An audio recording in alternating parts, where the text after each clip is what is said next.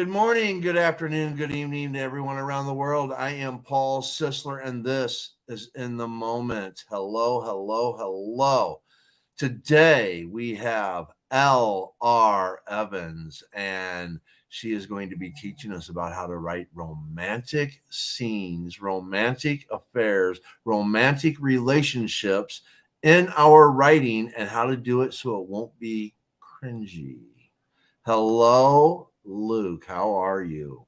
I am doing fantastic now that I'm kind of woken up. I still got my coffee. I swear, a large iced coffee from McDonald's just didn't even do it today. I've been sluggish all fucking day. I wound up like slapping on some makeup before like the show actually started. I'm like, maybe this will make me feel alive. All right.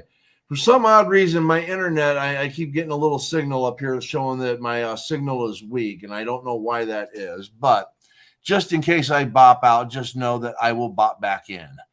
Okay. Sounds like a plan. Awesome sauce. It can't be worse than that one show that I did with you where like I kept freaking losing it and like it blacked out and it was terrible. No worries, no worries.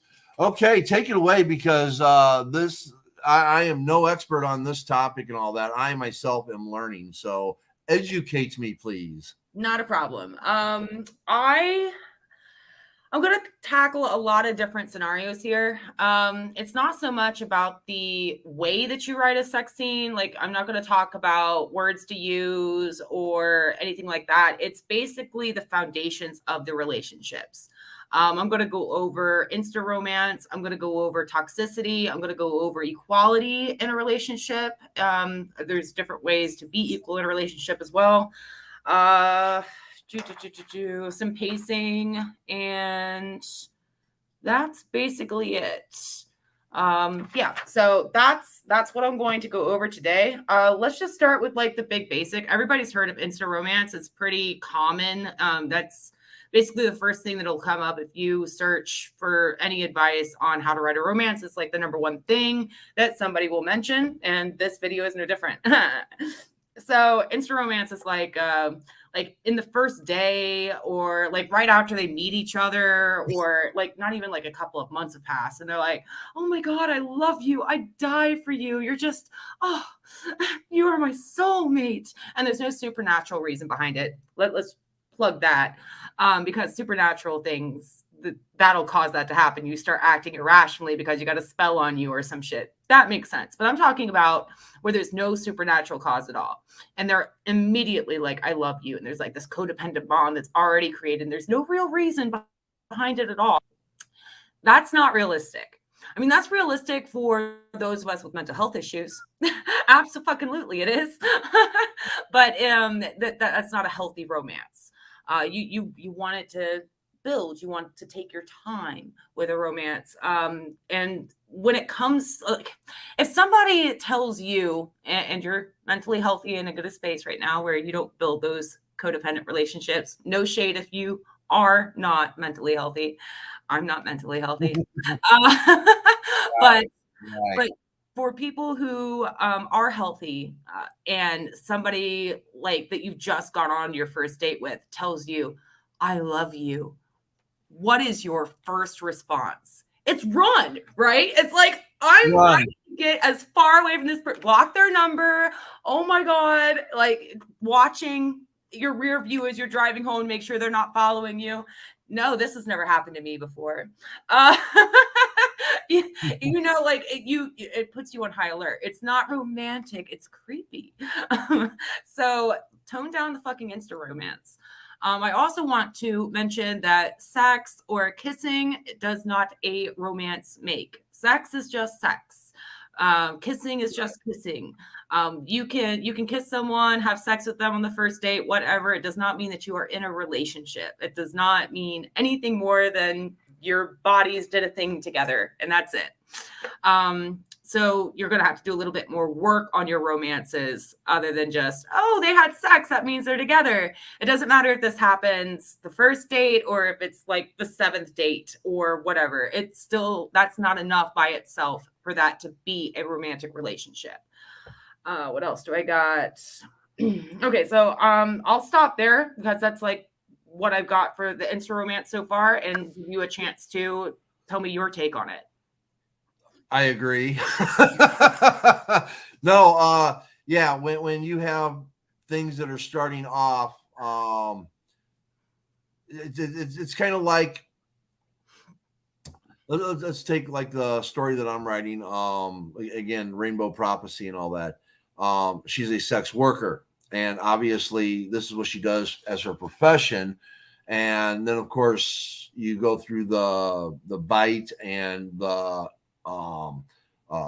emotional interchange, and obviously, the romance isn't going to start there, but you start to see the good in each other. So what you're talking about, like the instant romance, like suddenly they're just like not going to be in love. There'd be something wrong with that.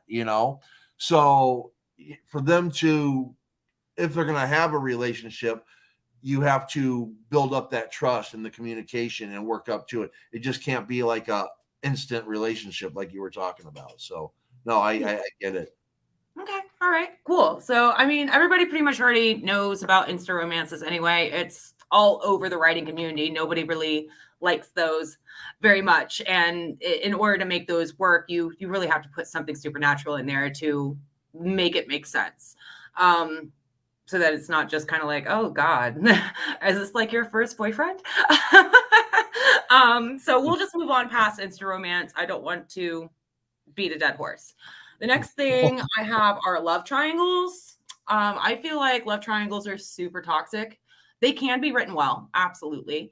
But most times when a writer writes a love triangle, it just makes the protagonist look really shitty. It makes them look like an awful person. It's like, oh, I got these two people that both are interested in me, and I just can't decide, and like if it was the other way around, if it was a dude, like I'm not like societally, okay, I'm going on with societal, but if it was a dude and they couldn't choose between two girls and they were like bouncing back and forth between them, that ain't cute. That's you call them a fuckboy. And that's basically what's happening with, putting your female protagonist in the same situation. You are making her look like a fuck girl. She's a fuck boy now. Congratulations. And it's the same thing for LGBTQ plus writing, which is all that I fucking write. If it ain't gay, it ain't for me. But yeah, love triangles. It always comes down to just somebody that's indecisive. They're wishy-washy. It can be solved pretty fucking easily if you just make your character polyamorous. And I'm a huge advocate for polyamory anyway. If you've read Lucid, you already know that. Like, my guy ends up with somebody and then immediately ends up with somebody else. And it's fucking fine in this world. Everybody's chill about it. Ethical polyamory, by the way.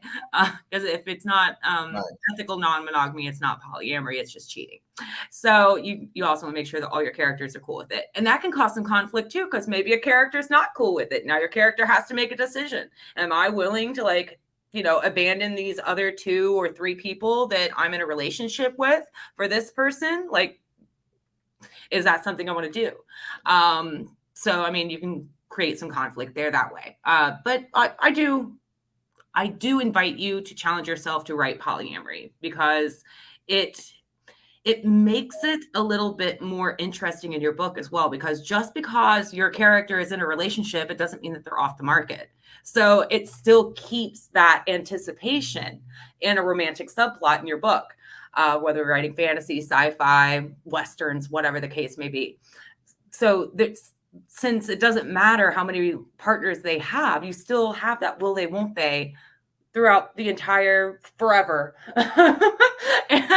and the will they, won't they is a little bit more accentuated as well, because maybe this other character, this new love interest that your character is interested in, isn't into polyamory, and they're like, well, it's not going to work for me because I'm not polyamorous, I'm too jealous, and like they're not, it's not going to work out with them. So there's always that chance that the character that your protagonist is interested in won't get this person because of the types of relationships that they are comfortable with, that the new love interest is not.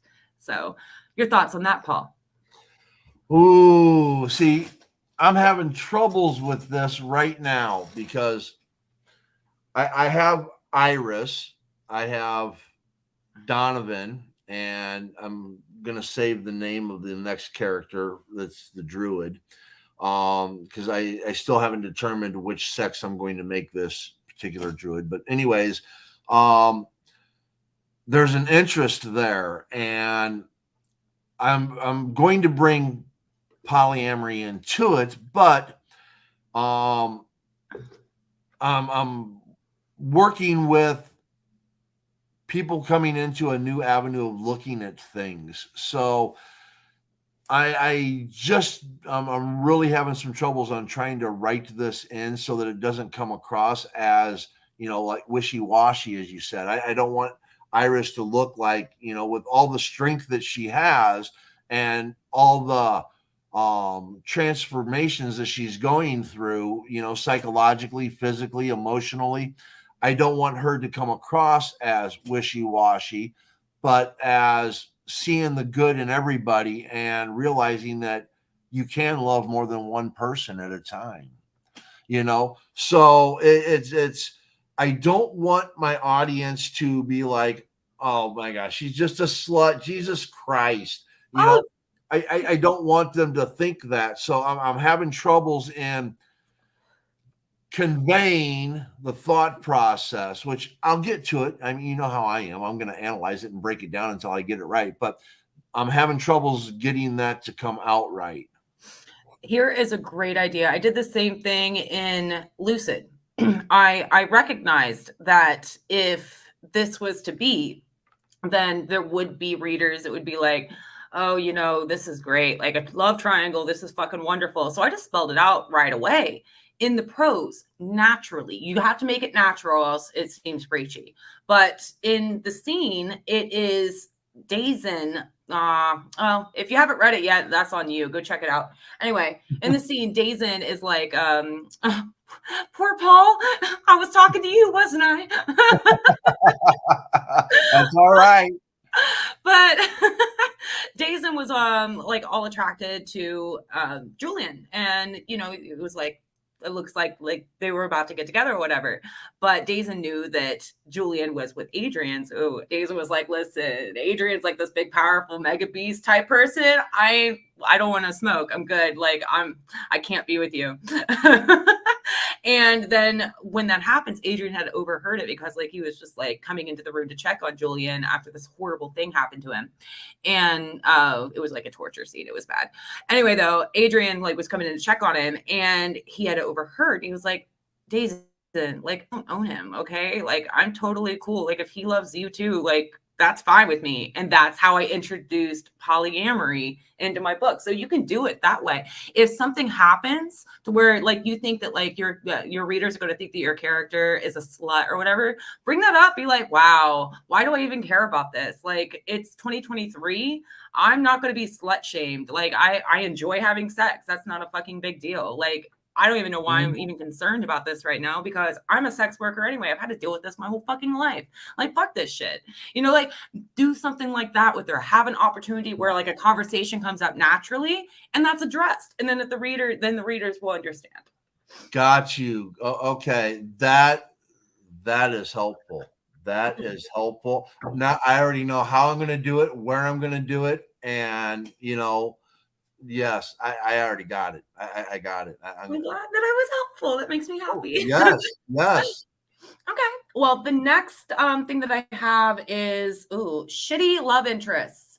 So the first shitty love interest I want to talk about is the I can fix him mindset, which I know is already all over the internet. Like we already know about that one. That's toxic. It's abusive. But I'm also talking about characters that are abusive, either like verbally, physically, or sexually in any of those cases. If they are blurring the lines of consent, if they are talking bad about you, like, oh my God, you're not allowed to like wear that going out because like I'm too jealous and insecure. I'm afraid that you're going to cheat on me or whatever, like those types of characters, or even one that's like physically abusive and you think that it's not all that bad because like, oh, they just pushed me or whatever. Like that's still abuse. Like, don't write your characters like this and then be like, oh, he's just a bad boy.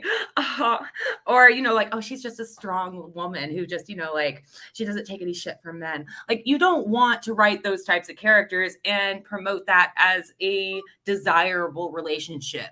Not only because woke readers such as myself will look at it and go like, ew, gross, like dump him, but also because there are younger minds that haven't been in a relationship before who might read your book and think that that's normal and acceptable and desire that kind of relationship and would be willing to tolerate that kind of thing in a partner as they get older and start dating. So you have to be really responsible as a writer. We are gods. We are. I don't even care. Like, I'm conceited as fuck right now. I don't give a shit. We're creating whole new worlds, and those whole new worlds are going into other people's minds, and it is shaping their viewpoint, their views about the world.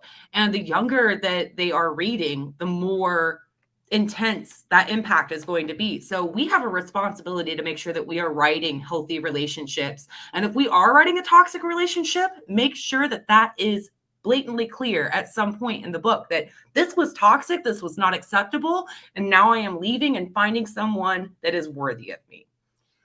Right.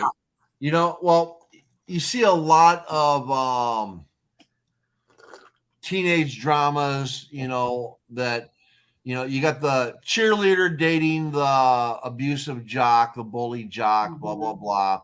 And down the road, of course, she shoves him aside and goes to the nice guy, you know. It's like a standard. And whenever I see that, I'm just like, all right, I already know where the story's going. It's predictable. And it's just like, and I think that's, personally, I think that's a waste of time writing. I think that why do you always have to have the perfect, pretty person, beautiful person, or whatever with the toxic person?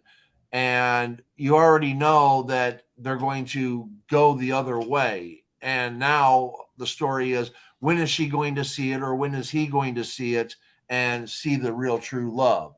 And for me, I don't care for those, you know? So to me, it's like, maybe you have the abusive person in there that has an interest in the person, maybe, and pushing them away because it's like, no, you're a bully, you're this, you're that, you're blah, blah, blah. And maybe that person changes and becomes a better person down the road, but I still wouldn't want to see the main person get in a relationship with them.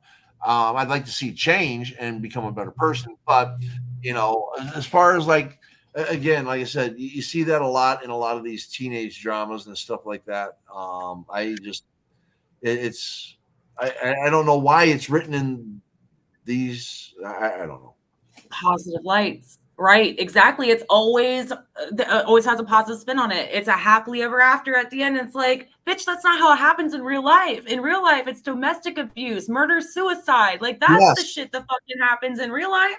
Don't be pushing this shit like it's a fucking fairy tale that you should be chasing after. What the fuck? You got us out here looking for people that are damaged as fuck.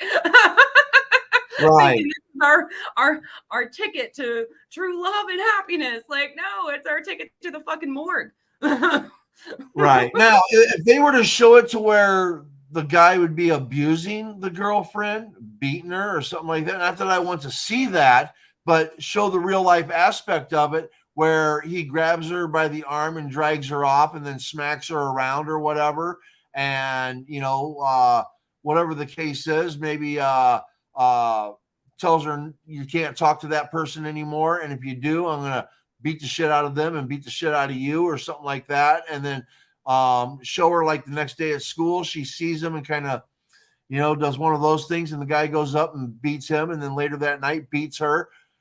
That would be realistic. And that would be something where you could show maybe how this person would then grow as a human being and get out of the relationship, you know, seek help or whatever. But again, though, we have institutions that don't work either. So, I mean, the problem with that, like, that's fine, but they only do that. They only show that kind of stuff whenever, like, they want to paint the love interest as a bad person. If there has been romances that I've watched or movies with romantic subplots where, you know, like the bad guy, like the love interest or whatever, will push the girl or whatever, or drag her by her arm or something, and it's considered cute, or tell her that she can't do this or that or whatever, or threaten to Right. break up with her, or, you know, whatever the case may fucking be. Mhm. And that isn't considered abuse. It's never pointed out as abuse. Right. It's just considered like something normal that happens in a relationship. And it's Correct. never considered bad. It's never pointed out as abuse unless it goes to the extreme. And that's something that I think that we all need to work on as writers Yes. to make our romances more and our romantic subplots more realistic and healthier for our audiences. Yes, I agree. Now, of course, the anti-woke community is going to be coming after us now because we're pointing out injustice and inequality and how we need to address it. So just know we're going to get that negative feedback. I don't think they care about me that much, but we'll see. Yes. The next thing that I have is poor communication between your love interests. So if the protagonist and the love interest don't know how to talk to each other like adults, then they shouldn't be in a relationship at all. Not with each other, not with anyone. They need to go to fucking therapy. That's the only relationship they should have is with their therapist. What do I have in here? Okay, yeah. So that's basically all I had for that. I did say that it could be a cool red herring. Like you could write the look. This goes right into what you were saying anyway. It could be a really cool red herring at the beginning of the book. Like I'm not saying like what you said was like she got with like the bully and everything right off rip, and we already know that like he's an asshole, like he's treating her some type of way. We already see the fucking end coming. But a way that we could subvert that cliche is we could make it to where it's a slow burn at the beginning. Like she meets him and she's like, "Aw, like he's so awesome," and do what like all these other movies and books are doing right now, where it's like he shoves her and stuff like that. You know, like the little things that don't get fucking mentioned. And she still stays with him, like, "Aw, you know, like I love him. Like when it's good, it's good. You know, like it's not that big of a deal. He's such a bad boy. I'm so into him." And then she slowly comes to the realization like, wait a minute though. And then there's this other dude that comes in and like maybe he's the one that like, oh, I want her to be able to be the strong enough to figure it out. She doesn't need another fucking guy coming in and telling her.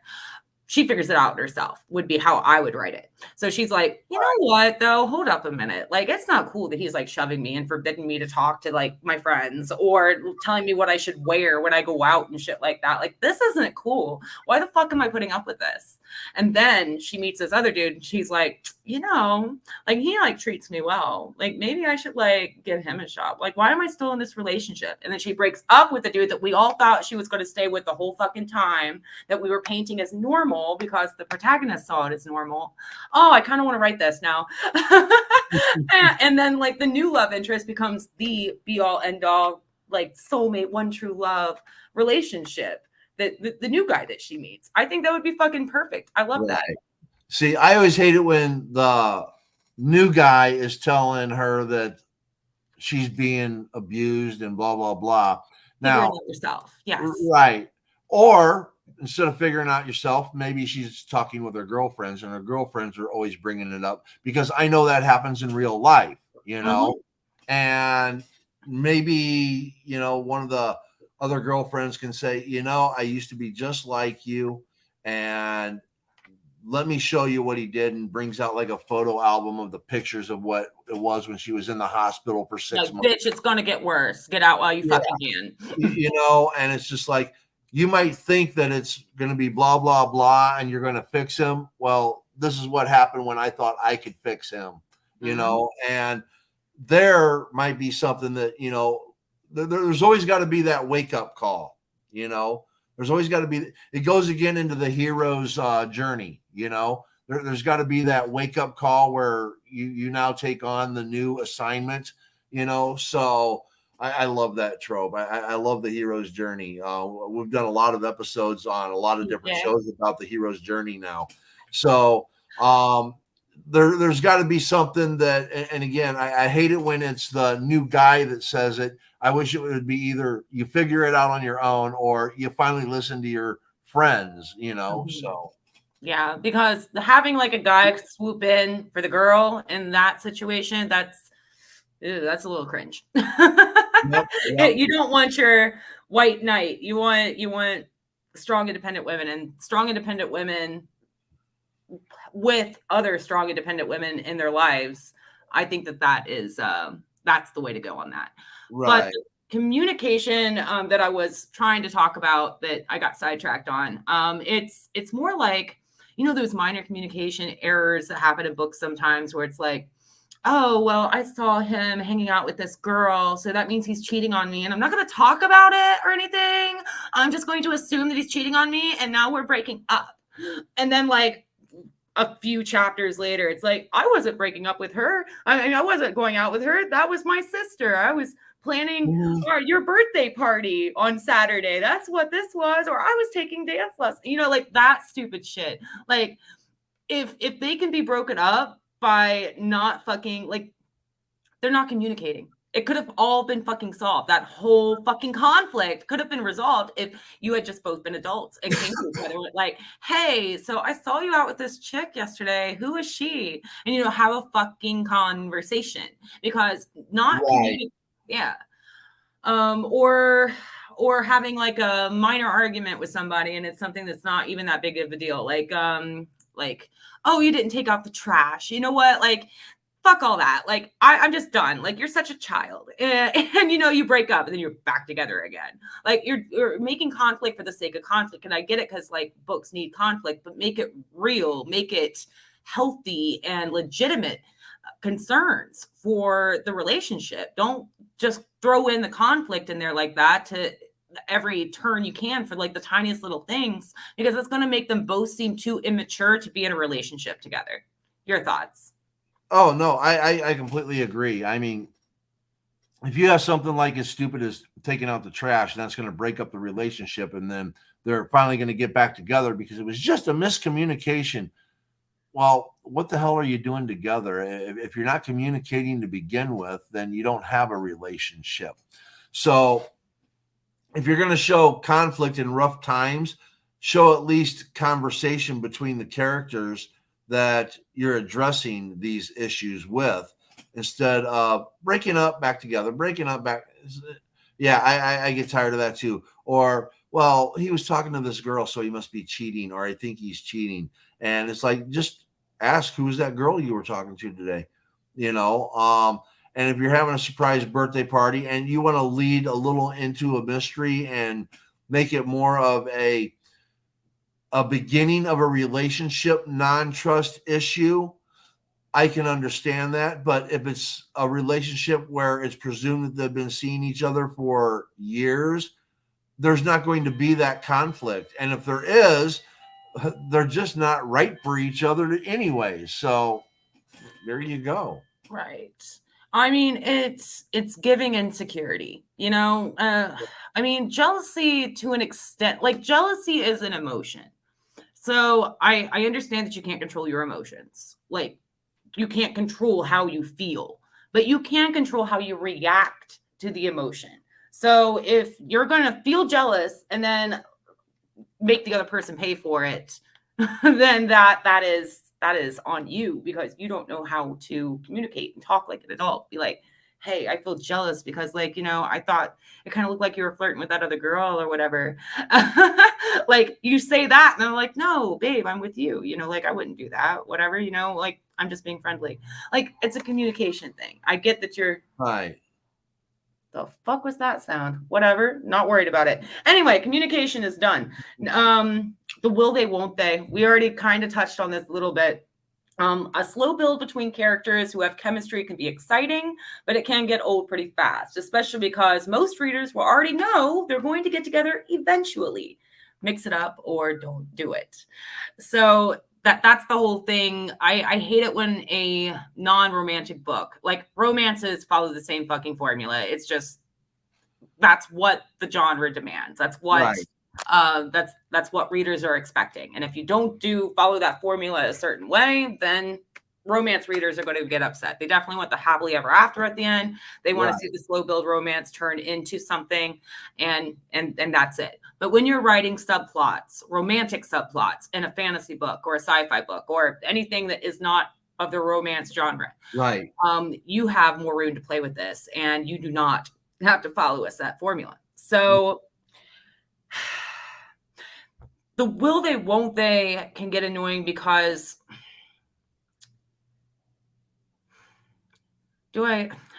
I'm trying to explain it in a way that doesn't just like sound like common sense, but it's annoying. We already know that it's going to happen. Like you started off the book with her going like, "Oh my god, he's so attractive," and like you guys laugh together, and you're getting like the butterflies, and it's like, "Oh, my heart's racing." Like we already know you guys are gonna get together.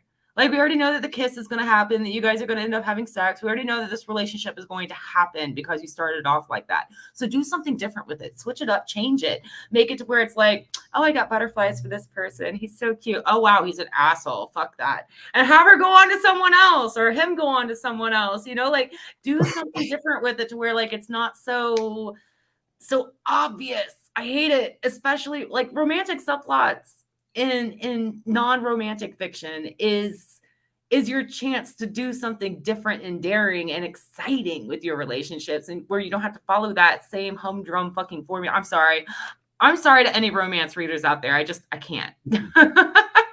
I need something unpredictable. I like the Hallmark movies drive me nuts. I'm like, ugh, whatever. I already know you're gonna get with the prince. Why do I fucking care? Like, who's the one with the most social status here? That's who you're ending up with. I already fucking know. Now, this is where my book with Iris and Donovan, I keep you guessing. Will they or won't they? Okay. Should they or shouldn't they? Okay. You see the good, you see the ugly in both. And I always take things like this back to NYPD Blue, where you have Andy Sipowicz, where at the beginning of the show, he is like the most horrible person. You can't stand him. You hate him. And season after season, you see this change where he grows. And by the last season, you love Andy Sipowicz. He's become a good human being. Not a great one, not a spectacular one, but a good one, because he was horrible at the beginning. I like bringing those types of qualities into characters where you can see them grow and start to look at them and go, oh yeah, yeah, I hope they get together. I think they'd be good for each other. And then you're like, nah, no, they got to get over this and all that. That he can't be like that, or she can't be like that. And then you see the conversation, the communication, and they actually grow and become better human beings. Then I can see the whole will you won't going back and forth. And eventually you want them to be together, and they do, or they don't. I like that idea a lot too, where there's that initial kind of attraction at the beginning, and they're like, okay, yeah, I totally think this guy's hot, and like he seems really sweet and everything, and then you start learning about him, and it's like, ooh, you know what, pass. And then the book continues on, or the story of any sort, any medium continues on, and the other character grows, and then it's like, okay, now you're healthy enough to be in a relationship. You're starting to check my boxes. So, okay, Yes. yeah, now maybe I'll entertain the idea of entering into a romantic relationship with you. I like that idea. That's nice. Yeah. Well, and it's just like, to begin with and all that, he's got this, he can't figure out why he's attracted to her, but he is. And she's just like, I'm going to kill every single one of you vampires. And her goal is to kill him. And then she starts to see the good side of him and the just side of him. And then by the time you're thinking that they're going to get together, he's like, oh, wait a minute. She's got this control. So I don't really feel this. So now you got that whole dilemma that you're going to go through and realize. So anyways, without It's kind of spoiling, like the Sire Bond thing with the Vampire Diaries. I like it. I like that plot line, though. That was nice. Yes. Well, because she is the beginning of something new, basically, when it comes to vampires and druids. So yes. Okay. Okay. So the next thing I have is shitty romance. So basically, like only liking each other because they're hot. Like there's no actual solid foundation there at all. It's just, oh, it's lust, basically. They are just together because for the sake of being together. You created two hot people on the page, and you went like, I want these two hot people to fuck all the time, and they're in love because why not? But there's no other reason for it except that they're both fucking hot, or some other arbitrary reason that doesn't have any real substance. What you need to do to create an actual strong romance is to build trust between the characters. You want to build a connection. Like being shallow is for one night stands, being deep is more for like the romance and stuff like that. So you want to do this through like events and shit like that happens during the book. The plot of the story is going to be paramount to a romantic subplot either way. I did this in Lucid. The main plot of the story was keep Miles from joining Titus. Miles is like this new traveler that pops up that's apparently going to have this huge ass fucking superpower that if he joins up with Titus, this specious little fucking asshat that rules half the world and is like super powerful and immortal, then it's going to make it to where Titus can take over the rest of the world and destroy everything. So Julian has to keep Miles from joining Titus. That is the plot of book 1 of Lucid. He's got to keep him from joining Titus. Now, the way that I did it with the romantic plot, I'm sorry, my ADHD is kicking in. I do have an appointment for ADHD medicine in 2 days. So wish a bitch luck. I won't lose my train of thought as much. The way that you can do this with a romantic subplot is by taking the actual plot and just following those events and having the two characters have to work together throughout the plot. So I made it to where Julian and Miles had to be together. It's kind of like a forced proximity thing where Julian is like, you know, latched on to fucking Miles, watching him like a fucking hawk to make sure that he doesn't like go dark. So so throughout this entire thing, he's like teaching him like, hey, you know, Titus bad, Titus no, don't go Titus. Let's learn how to like use your powers and shit, and also teach you about how horrible Titus is, and like trying to teach him that. So like there's a lot of events that happen in the book that wind up Miles is there for a lot of what Julian starts remembering, because like when he wakes up in Rum World, he doesn't have any memory of his life. So he starts remembering shit, and then Miles is there guiding him through this and everything. So there's a lot of opportunities for building trust and for sharing experiences together. Like when they're running away from the Titans that they just watched torture Clavo, or was it a Silva girl? I don't remember. Either way, there's a lot of situations there that they share that's able to help them build trust, build a connection, build a relationship together before the idea of sex or kissing or anything like that even comes onto the page. Become friends first, then become sexual partners or whatever the case may be. Now, that is not a like hard and fast rule. You can definitely have somebody have a one-night stand with somebody or whatever, and like it's all just sex, and then the romance comes later. But you can't just have it as sex happens and that's it. They're in a relationship.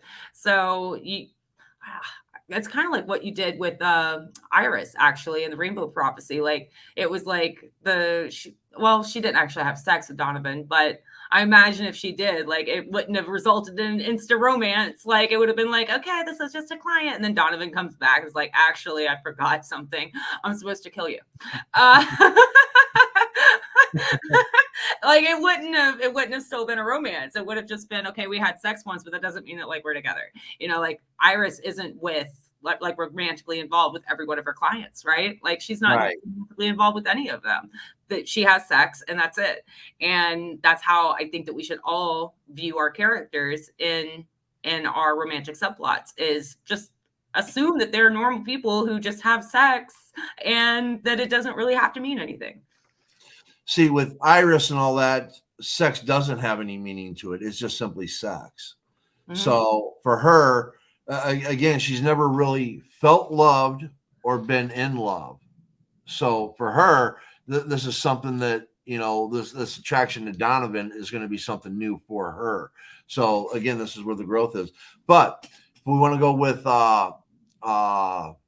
where initially you were talking about people that are attracted to each other, and it's like in Badge of Blood, my vampire bounty hunter, he constantly goes into this brothel, and the madam is just like crazy about him, but she's only crazy about him because he's a vampire and she doesn't know that.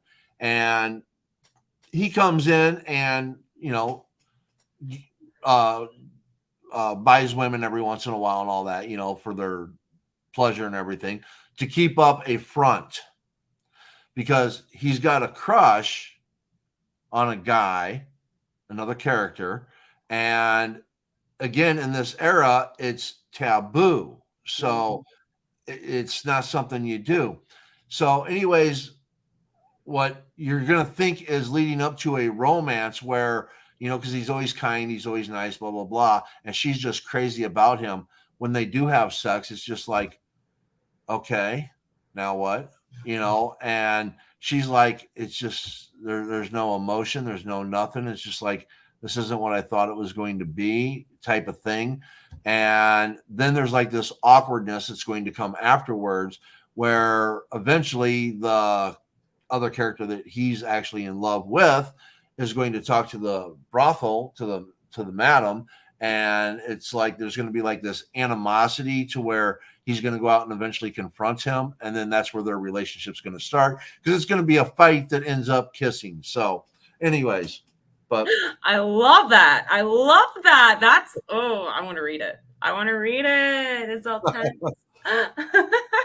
I also wanted to mention, between relationship, like to make it like more substance, is something that you can really do is have them like grow together and learn from each other. Like, you learn things from every relationship that you've been in.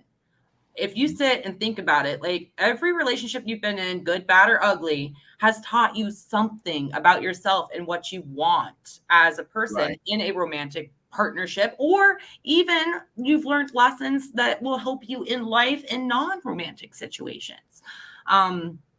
If you sit back and think about it, you can insert those into your characters. I say that every one of my characters is a self-insert in some way, shape, or form. And I mean that, because I take from inside myself and I plug them into characters. Lessons that I've learned in relationships that I've been in, romantic and non-romantic. And everything teaches you something. And if you have two characters learning from each other, and you have them do that on the page together, learning from one another. You don't have to spell it out, just show it. And it can be subtle. It's better if it's subtle, and just kind of show that. Then that's going to immediately create something more realistic. It's going to create a stronger bond between them that is going to be more real to life. And that's really what you want to do. You want to make as much of your story as close to reality as possible. If you can remind somebody of a relationship that they had that was good, or an experience that they had that was good, and you put those between those characters, that's going to subconsciously create something in your reader's brain to where they're like, oh yeah, this reminds me of that time with Todd. Oh yeah. They're so going to make like the cutest couple, like, and it's amazing what you can do, how you can trick the brain by making it as close to reality as possible, and as close to what has actually happened in your own life as possible. Of course, they're not going to, they're already suspending disbelief on like the magic wars and the insane fucking AI and all this other shit that you're writing. So if you can make something else more realistic, do it, because the more that it's more realistic for your readers, the more they're going to be able to suspend disbelief on all the other crazy shit that you have going on in your books. Right.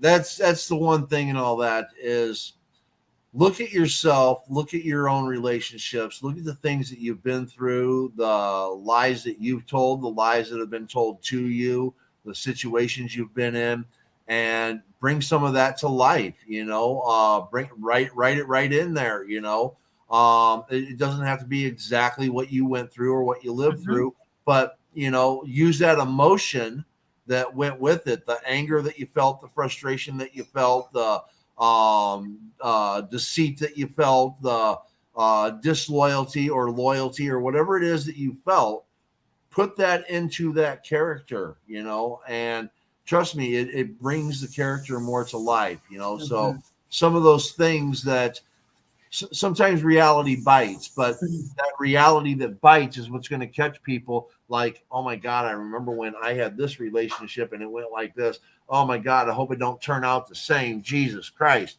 So yeah, bring it. They'd be yelling at the page. Run, girl, run. Yeah. Okay, I'm gonna skip this one because that one's not as strong of a point. I'll come back to it if we have time, but it's not something I really want to touch on. Equality. Here we go. I have 2 things on equality, and we're just gonna do those back to back. There's 2 types of equality that you should have in a romantic relationship in your story and in life. Holy shit. The one thing that I wrote was, if one character is just like the pillow princess that's always whining and offers nothing to a relationship, while the love interest completely has their shit together and they're always solving the conflicts, then why would the love interest want to stay in that relationship? It doesn't make sense. you want to be realistic. If you wouldn't do it, then they wouldn't do it in the book. That's how that makes sense. You want to make sure that they're both bringing something equal to the table. They're equal partners in the relationship. You don't want somebody that's constantly the dead weight, and then you have the one that's constantly on top of their shit, and it's okay, well, here's what we're going to do in this situation. Well, the love interest is oh, I don't know what to do. You know what I'm going to do? I'm going to go over here and do this. That makes no fucking sense whatsoever, but I'm doing it so that I get kidnapped and I can add some more conflict to the story. And then the one that always has their shit together is I gotta go fucking save her, but also I have to solve this conflict, and somehow they managed to get all of that done. And then the love interest is my hero. If that was me, I'd be this ain't gonna work out. You're stressing me out. I quit. Find somebody else.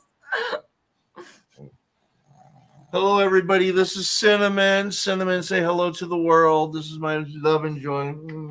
This is my love and joy right now. So, anyway, she's begging me to go outside, and it's just okay, you just gotta wait. You gotta wait another 10 minutes, okay? Well, I can go through my second equality point if you want to take her out. It's okay. No. She can wait another 10 minutes. It's not gonna hurt nothing. Okay. So yeah, basically you just want to make sure that they are bringing equal things to the table, that they're not just bringing their plate. That's really important for a romantic relationship. The other thing that I want to talk about, I'll just go ahead and talk about naive real quick. Everyone wants to write a naive character because they're so sweet and they're so innocent, whatever, they're the sunshine character.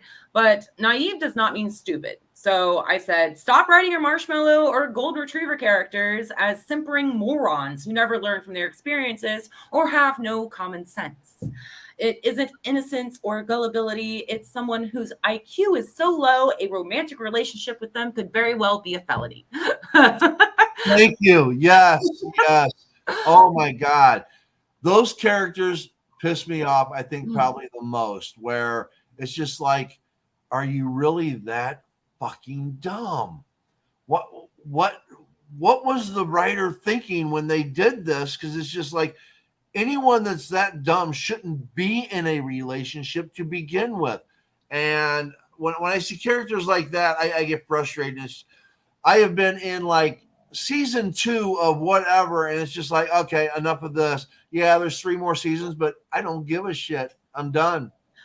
There has been so many times when I end up checking out of a really good story that all the other actors and shit like that on the show will be fucking brilliant. And then there's just this one fucking character, and it's always a female, and I hate the way they're fucking written. They're always so and I'm ooh, I cannot articulate myself well right now. I'm just communicating in a series of sounds.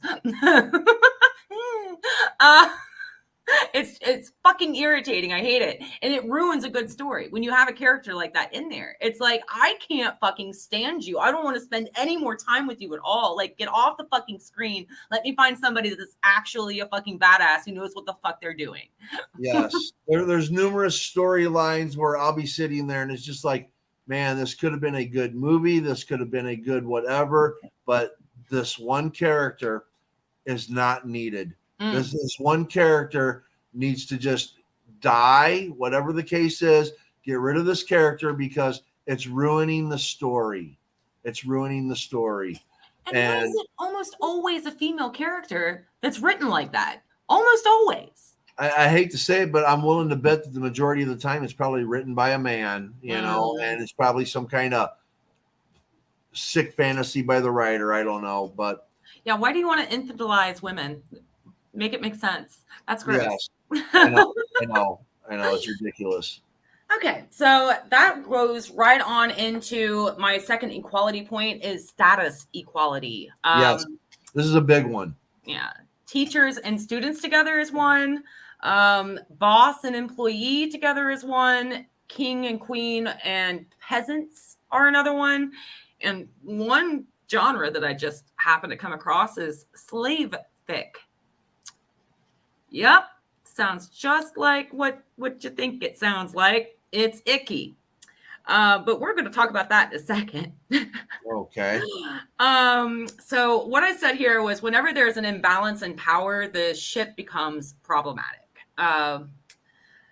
It will take a lot of work on the writer's part to do these right, except for slave fic. If someone is holding someone against their will, either in gladiator times, in a modern psych ward, cops holding like a criminal, you know, somebody that they arrested or something, a kidnapping situation, anything like that, the person in power has an unfair advantage over the love interest. At best, you're writing a psychological thriller where the victim develops Stockholm syndrome. So, right.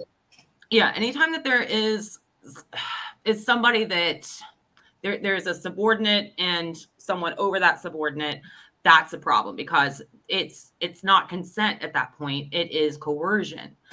Even if it's not blatantly spelled out, that's what it is. It's like, oh, okay, this is my boss and I have this really good job and everything. Now my boss is hitting on me. And if I don't get into a relationship with him, if I like reject his advances or something, I could lose my job. Or they end up getting into a relationship and now you're afraid to break up with your boss because you'll lose your job. Like, you know, there's that.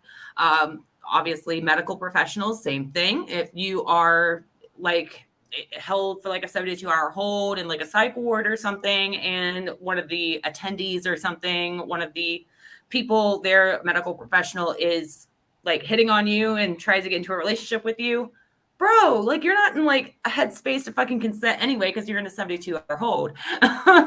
And two, like they're in a position of power to where like you can't really fight back against them. Same thing for cops and like a criminal or something.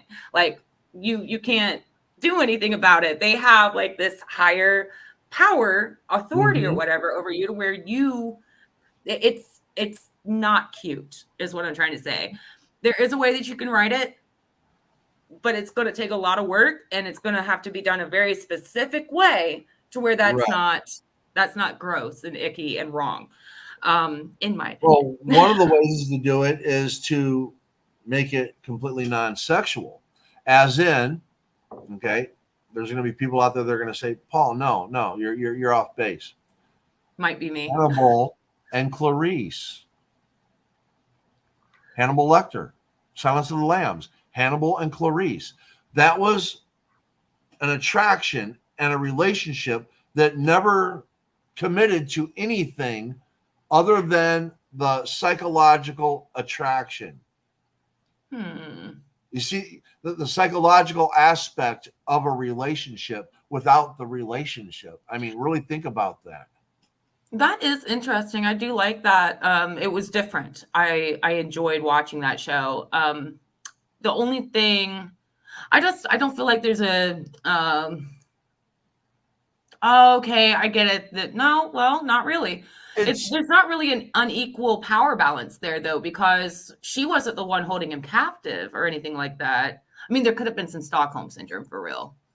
Well, definitely, it was a psychological romance. It was an attraction of why do I keep going back? Why do I want to talk to this man? And then Hannibal's just like Clarice, I mean, he was the tormentor. I mean, it was it was unequal because he's held captive.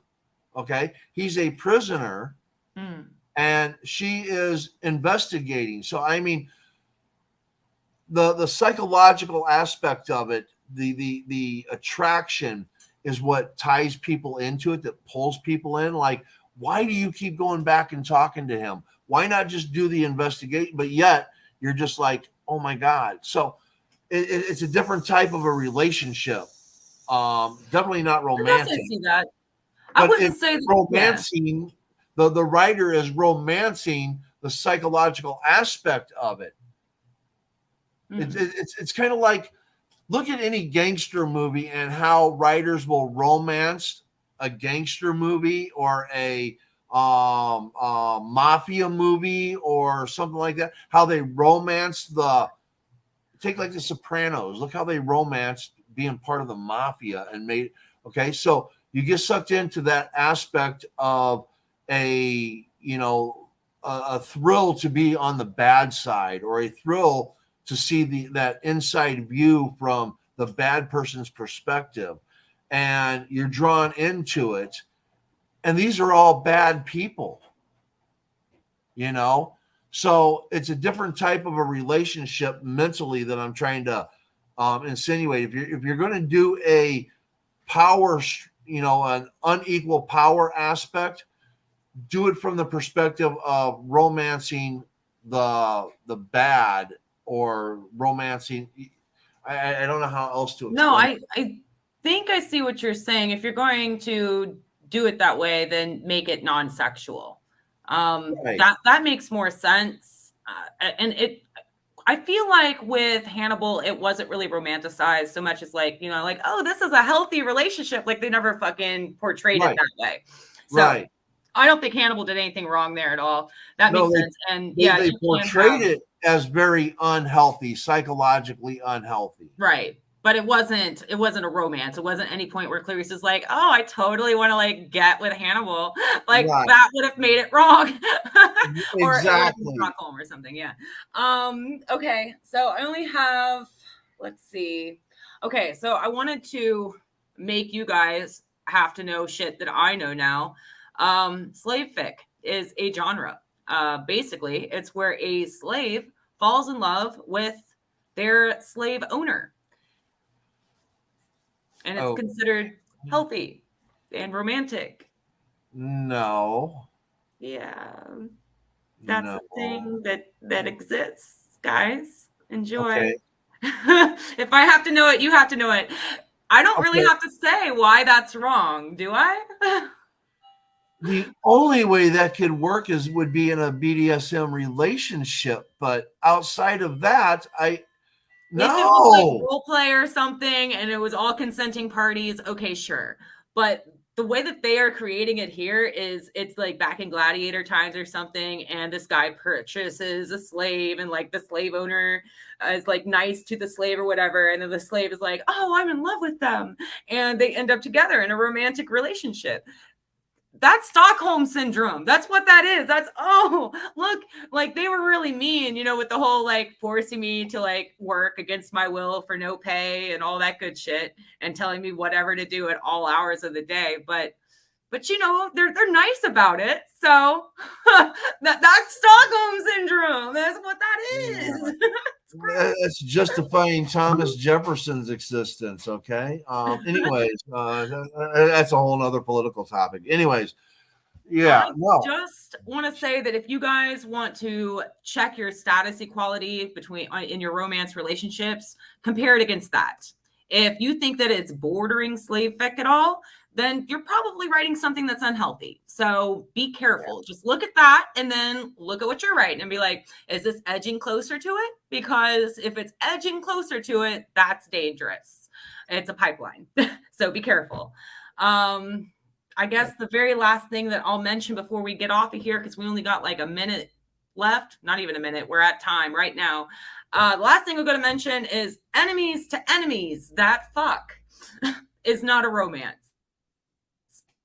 What I mean by that is you guys have all heard of enemies to lovers, where like they start off like not liking each other. Maybe they're on opposite sides of the major conflict of your book or something, or whatever the case may be. They don't like each other. And then slowly they start to overcome their differences with one another, and they build a friendship, and there's trust and a connection, a genuine connection is built, and all of a sudden they're lovers, and that's wonderful. But enemies to enemies that fuck is they start out hating each other and they don't stop. They still hate each other, but they have sex, and it's called romance. That is not a romance.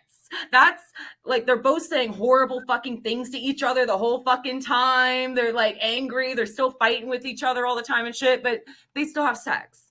And it's considered a mind-blowing romance. It's so magical when all they do on the page is fucking fight with each other.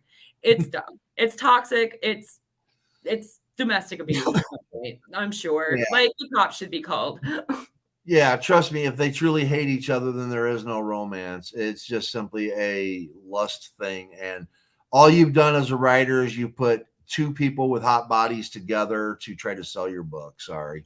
Right, exactly. That's what it is. That's all that is. Like your characters can fight with each other. They can argue because that's what couples do. That's what people do in a partnership. There is a respectful way to argue, of course. And you should always default to that as much as possible, unless you want your relationship to become really toxic. If there is a toxic argument, then there needs to be apologies that occur between the two. Like, you know what? I was wrong. I shouldn't have like said this when we were arguing. It wasn't even on topic on what we were arguing about to begin with. That was my bad. You know, have them have that conversation and then stop the toxic arguing that happens. But if they're constantly arguing on the page about everything and there's no adult communication and growth in the relationship at all, then that can't be romantic. You need to be able to create more times when they're having good, solid conversations with each other that are positive, and lots of positive experiences to offset any arguing or toxicity that might happen in the relationship throughout the book. If the good outweighs the bad, truly outweighs the bad, then that makes for a healthy relationship, romantic relationship in the book. And that's all I have to say. The only way I can see an enemy working is if you have, and again, this is going to go back into the unequal status aspect also, where you have two people on opposite sides that are attracted to each other. They communicate, they get together, and yet when they're separate because they're on opposite sides, the person of power has an audio or a video or a media platform and is putting this person down because that's the story, of the conflict. And when they get together, they have communication.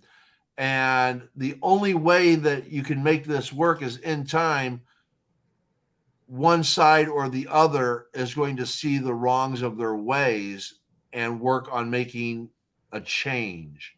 And that's the only way you can make something like that work. I could see that. But it all comes down to having that discussion, communicating properly, and making a commitment to change your actions. That, like, toxicity happens in relationships all the time because we're all imperfect people. So I think that growth is the saving grace of any relationship that you put in your book if you have something toxic going on right now. So it's a character arc. Exactly. All right. Great show. Thank you again, L.R. Evans. Luke, love you. Yes, it was a great show. I enjoyed myself. I'm glad that I actually had notes this time. Hopefully I can do this more consistently once I'm on some ADHD meds. Like, fix my brain, please. Yes. If I could, I would. But It's okay. I love your brain the way it is, though, because I love what you bring. So I feel like once I start my meds though, I feel like it's really going to make me more focused. I'm going to get like a lot more of my ideas brought into the world, like out of my head and into the world. So that's my hope. Anyway, though, we're not here to talk about my medicine. We're supposed to leave. All right. All right. Thank you, everybody. Remember, be kind, be happy, and may good things come your way. Thank you.